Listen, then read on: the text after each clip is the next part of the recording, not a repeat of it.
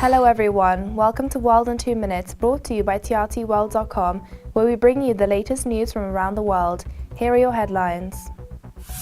A suicide bomber targeted a vehicle carrying Afghan National Army soldiers, killing 3 and wounding 8 in the third such attack within 24 hours in Kabul. Earlier, 2 separate suicide attacks on army vehicles had killed 7 and wounded 17. The Taliban has claimed responsibility for all 3 attacks. And now for our next story.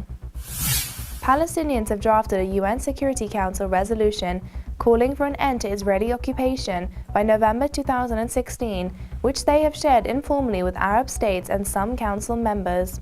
It calls for the full withdrawal of Israel from all of the Palestinian territory, including East Jerusalem. The text has not been formally circulated to the full 15-nation Security Council. It remains unclear when and if it will be put to a vote. Moving to news out of Iraq. Iraqi Prime Minister Haider al-Abadi stated he is against Arab nations' involvement in airstrikes against ISIS or international ground troops in Iraq, but supportive of actions taken in Syria. To defeat ISIS in Iraq, he believes it must first be defeated in Syria.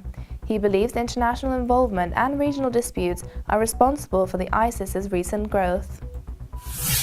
And our last story takes us to Brussels, where Ukraine and EU energy officials will meet to forge a joint stance in the latest gas war against Russia. The meeting comes after EU member Slovakia reported a 50% drop in Russian supplies. Russia cut its deliveries to Ukraine in mid-June after a pro-Western government took power. Russia later threatened to cut European supplies if they were re-exported to Ukraine. The recent drop in gas exports to Slovakia is seen as Gazprom's retaliation against Bratislava. And that brings us to the end of World in 2 Minutes. You can always log on to trtworld.com for more of the news you need. Until we meet again, goodbye.